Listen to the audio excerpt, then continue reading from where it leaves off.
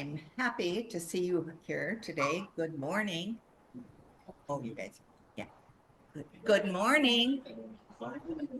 Thank you. Um, my name is Karen Rainford, and I'm going to give you those standard Green Valley answers to the standard Green Valley questions. You know what they all are.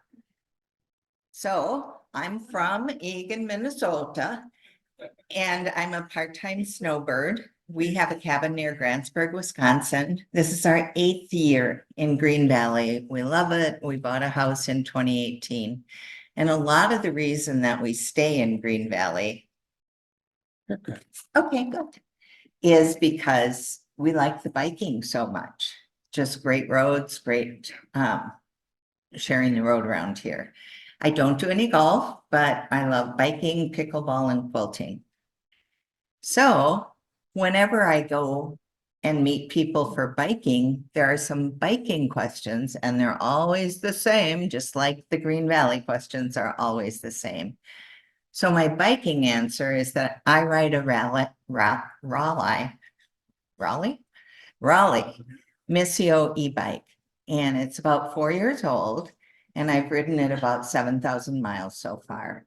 And I have had a lot of other bikes in the past, but at my speed, it's really nice to have a little extra assist. So I ride 2 or 3 times a week. We go to Tubac every Tuesday. I think that's required in Green Valley for every bicyclist. And we go on a chatty ride on Sundays on a lot of residential streets so that we can ride 2 or 3 abreast and nobody cares. Our speed is about 10 to 14 miles per hour. So not a fast group, just a fun group. So here's where we use our little green and red index cards, although I could not find green and red index cards, so we've got stickies. So the way that you use them is when we have a quiz or an opinion. If you want to say yes, you raise your hand with your green card, and no is your red card. Help me out here. So does GVR have a bicycle club? Oh, good. Most everybody is aware that we do indeed. If you want, does anybody get bonus points for being a member? Oh, quite a few. That's because they put that I was going to talk in the newsletter. So they're not on their bikes this morning. And bonus points if you volunteer your time for GVR cycling. Woo-hoo! We've got some over there and here. Thank you very much. So it's a very active club. There's about somewhere between 80 and 100 members. There are fast bikers and slow bikers and e-bikers and people who ride trikes. And there's really no rhyme or reason to whatever. I'm going to try that. Just do that. One more. Okay, so this is a multiple choice question. And actually, there are no points on this. You're going to get it right or wrong. So if you are a car driver, put up your green card and take a minute to look and see how many green cards are around. Pretty much everybody. How about, are you a golf cart driver who drives on public roads in Green Valley with their golf cart? Yep, we have a few of those. Does a red mean you do not? Yeah. Do not. And a green, who's got a green one for that they do it? Very few, but some. How about how many of you ride a bicycle in Green Valley? A big group. And then how many of you are a pedestrian in a lot of places in Green Valley? Yeah. So all of you are sharing the road. And when I first planned this speech, I thought I'll get one biker, one golf cart driver, and one car driver, and I'll let them kind of bat it out here as a panel discussion. And then I thought we only have 45 minutes. That is not going to work. And I also felt like we were losing a lot of perspectives with just those three, because what about motorcycles? What about trucks? What about all of the other things that share the road with us? The other thing is that there's so many different kind of roads that we share. We share city streets very obviously, but also county roads. We share the freeway because every time we go to Tubac, we ride on the freeway. We share residential streets, and even cars share bike paths because you have to cross them. Whenever you come to an intersection, you are in the bike path for some little part of time. Parking lots, I don't know about you, but I think it's one of the scariest places to bike. And certain parking lots are worse than others. I won't name any names. Sidewalks, we don't have a lot of, but we've got a lot of crosswalks. And most accidents happen at intersections, especially with bicyclists and cars. That's the big issue. So since I didn't have three individual opinions here, I went out and researched because that's what you're taught to do in school, and I'm good at it. So I first started out with opinions. And I went and interviewed a lot of people who drive golf carts, a lot of people who ride bikes. And I also went out to the opinion things like Quora and Nextdoor and Reddit. And when I put Share the Road into Google, I came up with a lot of vendors selling something, and Share the Road was kind of the hook to get you in there, and insurance company websites, because if they can get people to share the road more effectively, their costs are going to go down, their injury rate will go down. So then I also, being a scholar, went out to Google Scholar and looked at nonprofit bike safety or share the road advocacy organizations. I read some research studies, federal government websites, state government, and newspapers. And what I found in terms of consistent, fair information was that the facts and laws were a lot more consistent than the opinion things. And here's an example of what happens when you're reading Nextdoor. There's a lot of fear out there that why would bikers even get on the road because it's so dangerous. There's also a lot of misunderstanding about traffic laws. Why are golf carts in the left lane? Oh, because how would they get across the intersection if they didn't go in the left lane? But that's just a misunderstanding about the traffic laws that apply to golf carts on the street. And the other one that really is kind of dear to my heart is accident follow-up. If any of you might be aware, there was a icky accident on the corner of Abrego and Continental. It was like a month and a half, 2 months ago.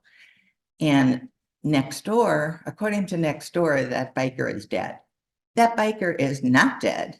And he's in the back row of this Thanksgiving picture because he's pretty tall. And that's Graham. And yes, he was injured. And yes, he has a cervical collar and skin grafts and some things going on, but he's back and he's not biking, but he's certainly back. So I just wanted to pass that news along in case you heard the opposite on Nextdoor. So our agenda today, we're going to do a little bit of background, some traffic laws, some concerns, and some resources. So actually, there are 4 types of cyclists, according to the research. On the right side, we've got no way, no how. That's about 37% of people. Anybody in the, oops, get your green one. Anybody in the no way, no how? How about interested but concerned? About 51%. Okay. And then how about enthusiastic and confident bikers? Well, we've got those. And how about strong and fearless bikers? And you are overrepresented in this group, let me tell you, because it really is about the top 12% of people who ride bicycles who fall into these 2 categories. And the people in these categories, and this is not research-based, but seems to me like they ride anywhere between 20 and 100 miles a day, a couple days a week, average speed 10 to 25 miles an hour. I know a lot of people who's over, especially in Green Valley, because they've had plenty of years to rack up these miles, but a lot of people have a lifetime cycling odometer of over 100,000 miles. And many of us have cycled in many, many states and countries. So what I would say about many of the bikers that you see in Green Valley is they do know what they're doing. They're used to riding in groups. However, there are collisions, and in 2021, bicyclists fared the best, probably because there were fewer of us on the road than automobiles and trucks. But an interesting thing about the automobile and truck figure is that in all countries around the world, the amount of automobile and truck fatalities is going down, and it has been for 40 years because of improvements in car safety.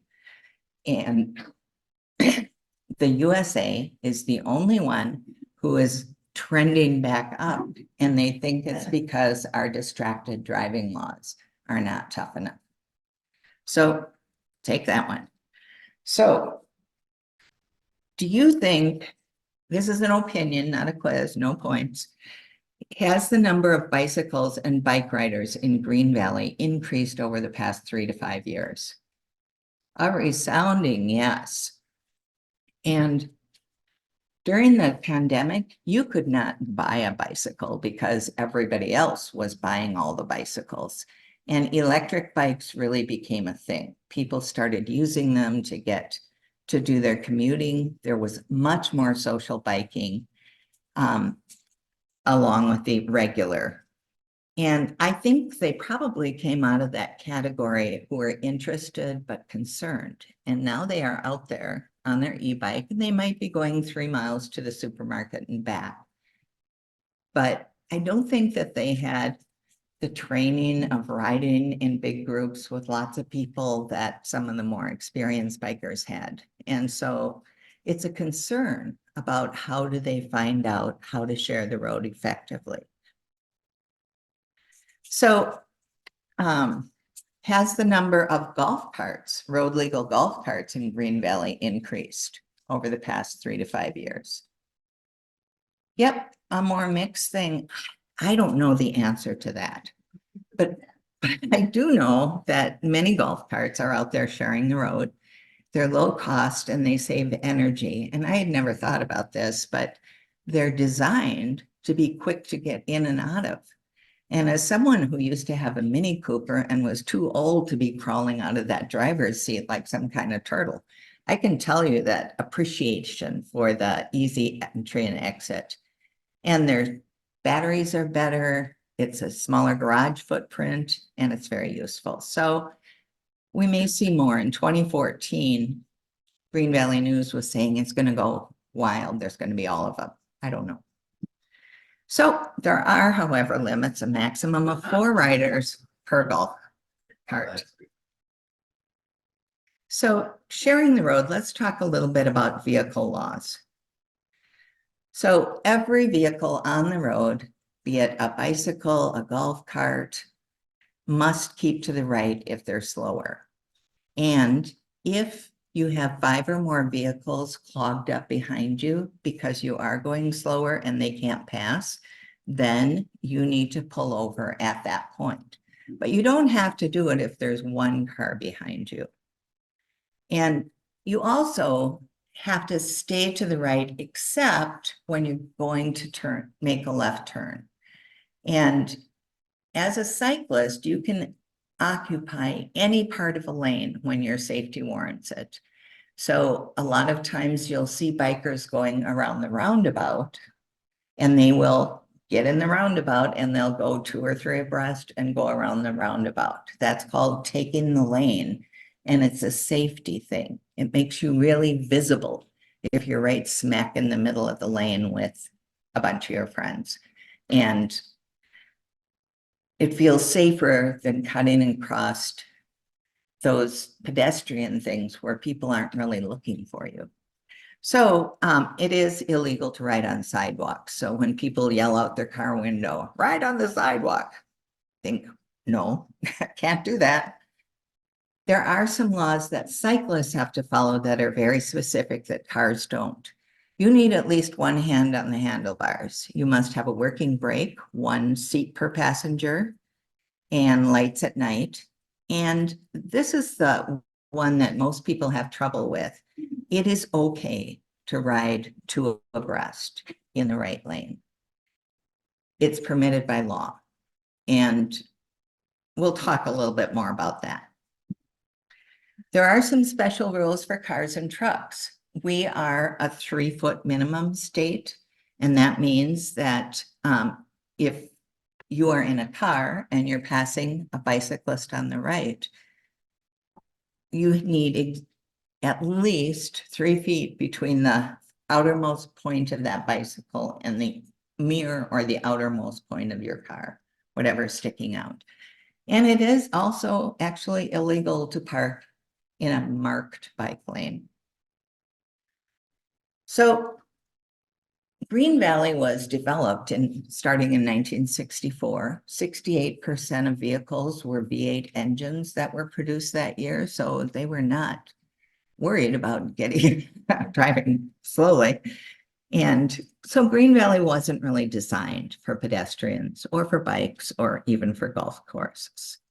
So the share the road concept started in North Carolina. Somebody put up a sign, actually the North Carolina Highway Department put up a sign, and it was the first road sign that said share the road. And 10 years later, it was adopted nationally.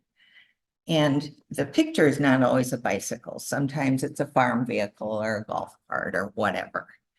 But do you think it's possible that cyclists and vehicle drivers interpret this sign differently? Yes or no? Ooh, a lot of yeses. So I thought, how nice they put up a sign recognizing that we're out there. That is not what the signs are for. The signs are intended for use on roadways with high levels of bicycle traffic, but relatively hazardous conditions for bicyclists. So my attitude when I see that sign is kind of changed from being happy to being a lot more careful. There are a lot of rides in Green Valley with great shoulders for bikes and golf carts. Camino del Sol, Abrego, La Cañada, Camino del Portillo. But I have a lot of favorite rides that I go on where share the road signs are pretty important, and most of them have it.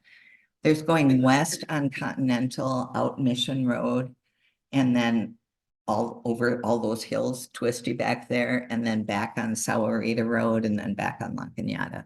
Lovely ride, but there's a lot of gravel and mining trucks, and sharing the road with those is kind of a challenge. We go every Tuesday to Tubac. We go on frontage roads, which are not much shoulder, and the freeway, which has a great shoulder and has really gotten better. They repaved it. It's really smooth. I feel very safe on the shoulder of the freeway.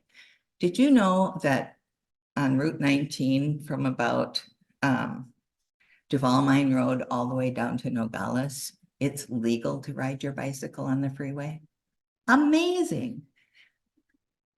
And I only know one person that's done it, but you can.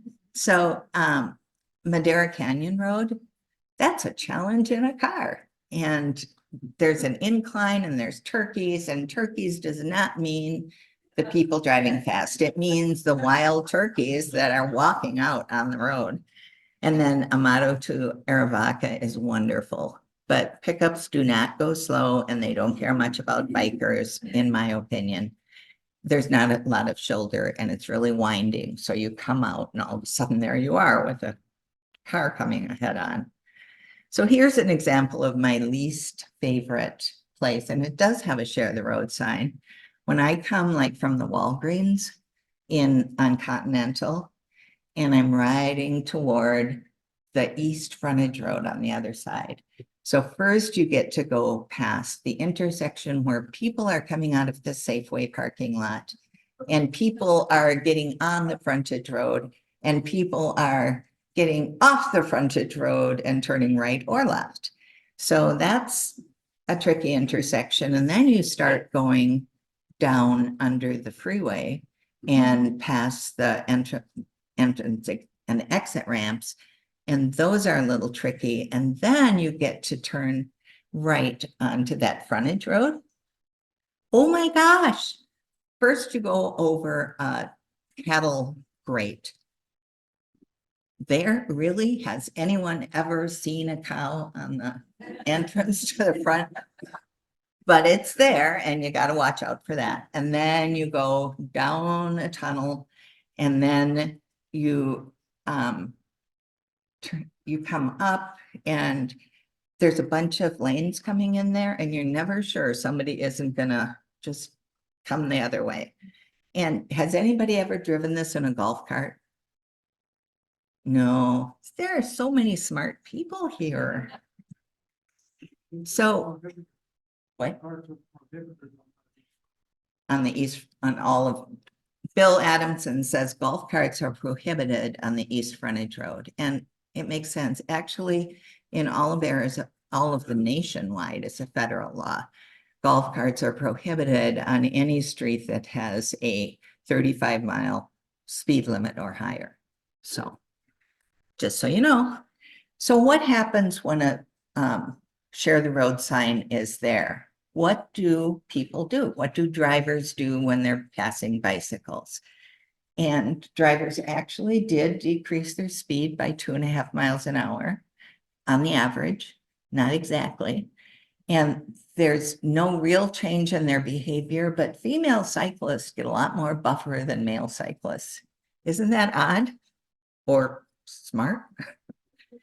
And the other thing, there's a little bit of negative thing that goes on, because if the biker is wearing a helmet and they're in a marked bike lane, then the cars think they can be closer to the biker because they're protected, right? And rumble strips in the median just push the cars over to the right. So that's what the research says. They also found out that attitude matters, and that participants who hold negative attitudes about bicyclists as legitimate road users pass significantly faster, and people who weren't so sure pass slower. So we actually came up in 2009. People think sharing the road means parallel. You got your car, you got your bike or your golf cart, but it's also sequential, where the bike or the golf cart is taking the entire road. And it happens more than you would think that it has to be like that. And it's up to the cars to go around, change lanes if they need to. So compared to other communities, how well do we share the road in Green Valley? A, worse than others. B, about the same as other communities. And C, better than average. I don't have an answer for that. Not statistically, but I really do appreciate Green Valley drivers. I've got to say that when I bike here, I feel pretty safe here with Green Valley drivers. So one place that I didn't feel safe, I was going southbound to Tubac on that frontage road, and another woman, Kathy, and I were riding side by side, and we were going to go up to Agua Linda. We were very close to the overpass, and then we go left and we get on the freeway and go from there. Well, there was a car behind us, so we could have taken the lane because we were turning left and we needed to be in the left turn lane, but we thought it would be kinder to let the car go in front of us. So we quickly got into single file, and the truck came past us and literally scraped the knuckles on our hands as he went by. And then he got out of the car and stood in the middle of the road and yelled and said, "You forced me to almost run you off the road. Didn't you see that double yellow line? I had no choice but to run you off the road." And I thought, well, I have no choice but to ignore you, sir, because this is road rage. This is not something. So, but it was not a great experience, but here's what it did to me. I said, what was he supposed to do?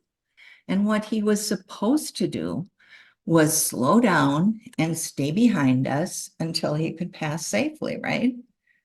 And that's not what he did. But if he were treating us like these bikers from the Pima County Sheriff's Department, he would have slowed down. And I just think that this is one of the keys for me. When I ride like I'm with the Pima County Sheriff's Department, I'm pretty careful about following all the rules. When I drive a car and I'm driving, I treat it as people who would be important. And you can also treat your golf cart driving as you would if you pass the one that the sheriff's auxiliary volunteers use. So let's talk a little bit about resources. Yes, we do have a bicycling club. Yes, we do have a website. So on that website, there's a list of 10 cycling groups and people to contact. So if you have somebody in from out of town and they need to know who to cycle with, you can just go on the website, get the name, and contact the ride leader. They are not official rides, but some of them have been going on for 20 years, so kind of official. So there's also a big document there about riding safely in groups. And if I could think anything for a first-time biker or a biker who just now started riding an e-bike to the store and back, I'd like them to know about riding safely in groups of bikers, because it also talks about how you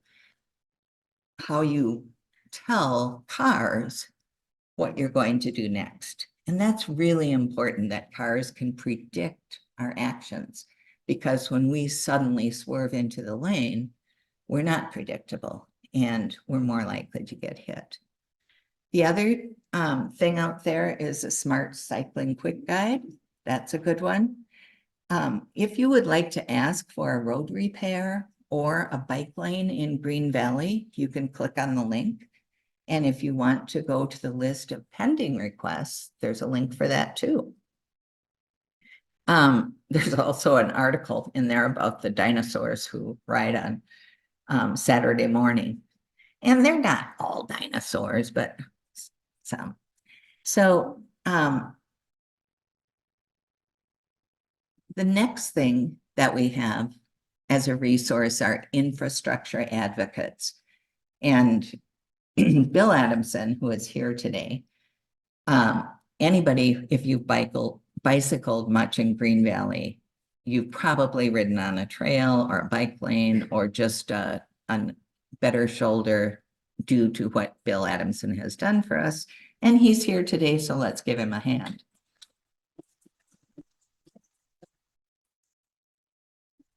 And there are ongoing infrastructure groups that are working on this all the time. So volunteer your time. Even if you're a car driver, you'd be really useful.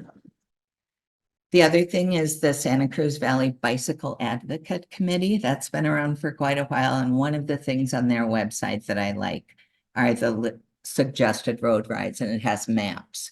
And it tells you which roads are safer to ride on for any particular place.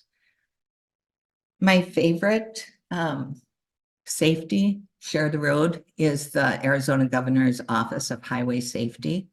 And partially I like it because they say to give a bike 5 feet instead of 3. And I think that's great.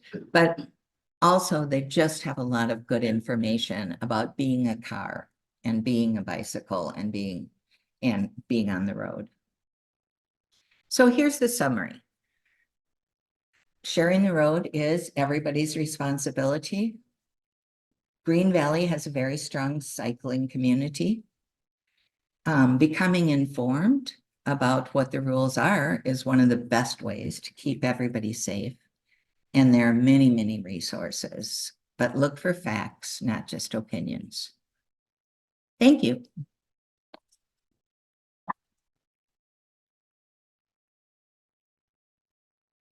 You want to do question and answers, comments? Yes. You know, one of the issues I've got though, I mean, I'm heading east on Grant and Liberty up in Tucson. Okay, line traffic, everybody's waiting for the light.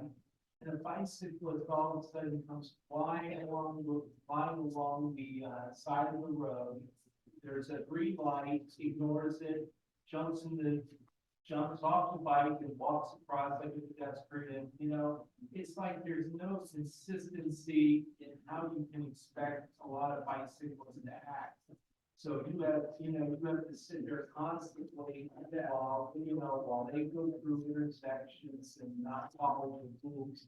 I mean, I only see one area where you better follow the bicycle rules, and that's around the corner of University and corner of University at the University gate and Euclid. That's about the only place where you see police officers on bikes actually stopping bikers. Yep. Forcing them to follow the safety. I've seen so many near misses with bicyclists knocking over pedestrians. I see a lot, and the question, the comment is, there are places in Tucson especially that there are many bikers who are not acting predictably and not following rules. There are bikers like that everywhere. There are car drivers like that everywhere. And let me guess that there are probably golf cart drivers and pedestrians like that. And I wish that everybody knew what to do or did what they were supposed to do. But I found too, I used to teach night classes at a university in Minneapolis. And night was the worst time for people obeying the biking rules. Don't know. Yes. I always thought that that bicycle routes were not supposed to ride in the white lane. They can ride in the right lane. They can ride on the white line. They can ride on the white line. Yeah. What do you mean by that? The one on the side of the road, right? So one time when my husband and I were riding from Canada to Mexico along Highway 1, we were with about 10 other people and it was raining. And one of them was riding on, she went to cross that white line and they get super slippery when it's raining. And she went down and broke her hand and her cheek and stuff. And it's okay to ride wherever you need to ride to be safe. And there is so much garbage on the side of the roads and so many thorns and spikes and everything that sometimes we ride to the left of the white line, sometimes on it, sometimes to the right of it. Gotta be safe. Yeah. I'm driving right in lane, coming to an intersection.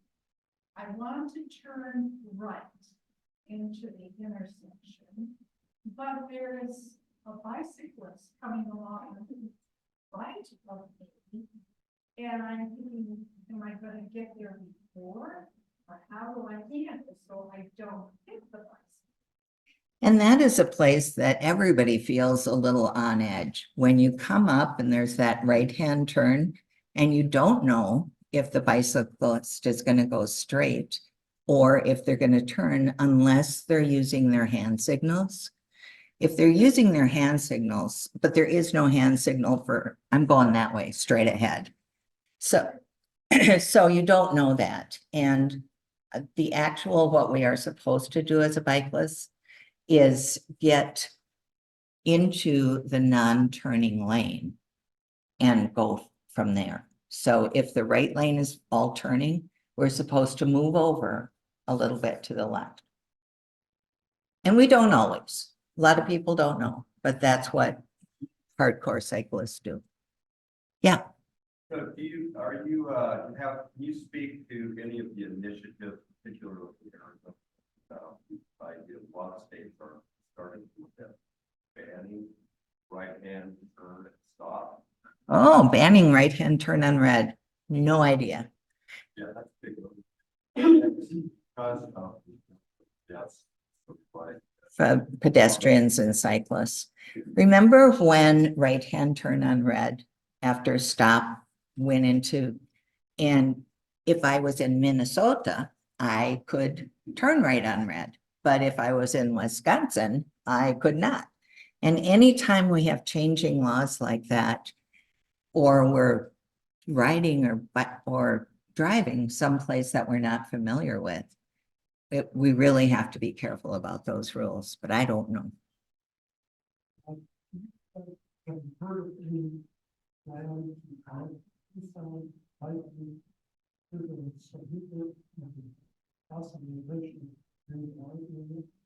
So there has been for many years, and Bill Adamson, if you catch him afterward, can talk to you a lot more about that.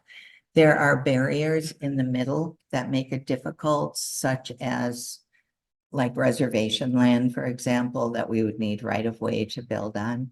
And so it's not easy. It's a very complicated thing, and it will take time, and it has taken a lot of time already. But keep asking. Yeah. Are Republican bikes required to have a pole with a flag so they can be more visible? I don't know if it's a requirement. In all my reading of the state laws, and I have read them several times, I have never seen that, but most recumbent bikers do put a flag on, and most people pulling a child or a dog in a burly do have a flag on because they are at risk. Yeah. Mine is really just a comment, that the sort of the popularity of the e-bikes. I see us, probably more than anywhere on La Cañada, couples, and my impression is like, oh, new e-bike riders. They are whizzing along, no helmets, I'm just wondering as we sort of move forward in that. You know, come off an e-bike, it is a lot more serious than tumble off a regular bike. Yeah, and I think those people might be motorcycle riders in their other. And I think it's the same issue as motorcycle riders. Thank you for bringing that up. Yeah, Yes, is that they don't really have, they don't, unlike other states like Texas and Idaho and stuff, they don't really tell you what the rules of the road are. I mean, in Texas, every 2 miles of the freeway, you see a sign that says slow traffic to the right, and the left lane is only for passing, and you only see, you know, there's other laws, the other law you mentioned, but also that it's not publicized, like in many other states. understanding the laws for biking and driving is an ongoing issue. And the more that it's out there on the road signs, the better people know. I have learned a lot about driving my car from reading the road signs, and I wish that there were more. That's it? One more. Like, put on the tracks, feel where, on the East Frontage Road, a couple of years ago, a bicycle came way over, I'm like, what the heck? Well, then I realized the vegetation had grown over the bicycle lane. And so they couldn't ride there. So I just contacted Green Valley Council, and it was taken care of within a week. Oh, yay. But just be conscious of those things and report it. So Yeah. they didn't fall. And I think that is important, that anytime we as drivers, car drivers, we as bikers see something, we need to take the responsibility for reporting it, not just going around. I can't tell you how many times I've been whacked in the face by something that I didn't see as it was coming up. Yeah, Just a tip that's, it may or may not be useful to you, but as a driver, I was listening to a radio show where the neuroscientist was answering questions about this. You know, when you come to a busy intersection as a driver, and you're going to, let's say, turn left, and you make eye contact with the bicyclist who's coming, the bicyclist makes eye contact, oh yeah, we see each other, and then, boom, they will possibly turn into that bicyclist, they've forgotten that they're there. There's a gap for a while, so even making eye contact, and then you forget and you turn into that person or create an accident. And the comment was, well, how do you avoid that as a driver? I covered my bases, but he said, one possible way is if you talk, it seems to connect better with your brain. So when you are about to make that left-hand turn, or you see the cyclist coming, you might say, as you're looking around for other cars, cyclist, or or whatever, and that will help you remember better. that's really a good point, Bev. And I think it really is what cyclists do. We have all these hand signals pointing dead animal, or we don't have a special one for that. We just point down and the people behind us point down so that we can all ride around it. Or car back, we yell out car back. And even when there's no one in front of you, you say car back because that acknowledges that you heard it, and it makes that connection in your brain so that you remember longer that there's a car behind you. So, Joni. Hi, everybody. I'm with the GVR Cycling Club. That said, I wanted to thank Karen for she's just been an immense part of the growth of the club, and really sounds really important. They have a comment. We're talking about talking, and what I found is you want eye contact when you come. I'm coming up. I'm going north on the East Front, and I'm going past Santa Rita or one of the HOAs there, and people are pulling out. So I'm looking at them and I'm waving, and I'm saying, thank you. And they see that. That is so important. And so that I can't have eye contact with the wave of the hand, the thank you, that all of a sudden we're human, locally connected. That's helpful. Bob? I have a comment about eye contact. I always like to make eye contact, but I find it harder in Arizona because so many people have tinted windows. Oh, Sometimes it's really hard. yeah, That's always been my goal. If I don't, I can stop. yeah, it's a good one. Go ahead.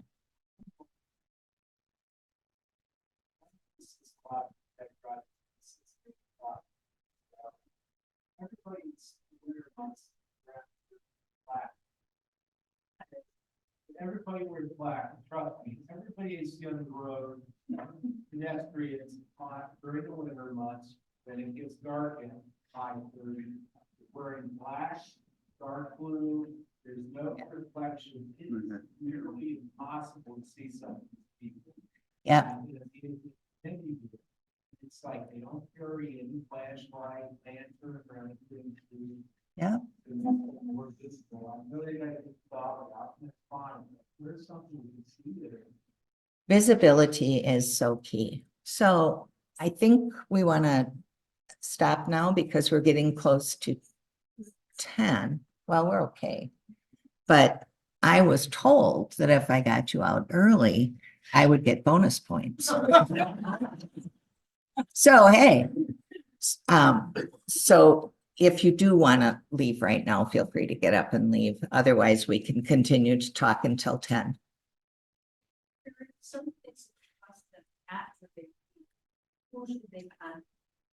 I think they should contact you, Joni, because you're president of GVR Cycling. They should not contact me. Yeah, Top speed on e-bikes, is there regulation on that here? there are three kinds of e-bikes, category 1 and 3. You have to pedal to get any help. And category 1 cuts off the help at 20 miles an hour.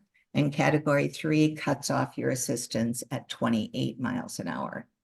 Category 2 has a throttle. It's more like a, yeah, that it's not.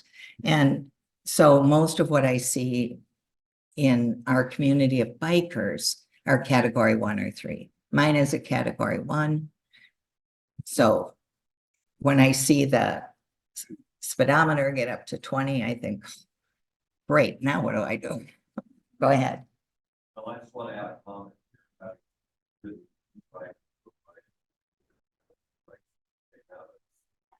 I probably don't have, there's a lot of misinformation out there about like, and some people are very irresponsible, particularly with the class 2 bike. Yep. In my opinion, they are truly motorcycles, should not be allowed. I mean, I understand what people have, they are motorcycles, you just say what's wrong. But, the thing I want to emphasize is that just because you have a 28 miles an hour assist level, doesn't mean you're going 28 miles an hour. You still have to pedal that bike. And then the battery goes down, and you turn the assist off, it's just nothing but a heavier bike at that point. And it just makes it harder to pedal. So the idea that people are not getting exercise when they use e-bikes is pure bogus baloney. There was actually a study done on mountain bikers, and they followed a bunch of mountain bikers with electric assist and without. And at the end of the 3 months or whatever, those who had the electric assist had done better about, they'd gone out more times, they'd taken longer rides, and that's what e-bikes is doing. However, when you ride a golf cart on public streets, you must have a driver's license. When you drive an e-bike, and when you drive a motorcycle, you have to have a driver's license, right? When you drive an e-bike, you don't have to have a driver's license to take it on city streets. And that's going to be an issue coming forward. I have one comment to make. Yeah. I drove a motorcycle for about 55 years, and I gave it up a couple of years ago. And my philosophy always was, when I was riding my bike, that every other vehicle on the road was out to kill me. And it works. You're much safer that way. You are. It is everybody's responsibility. Yes. Thank you. Well, thank you all for coming. I'll turn it back to Les. All right, see you next week.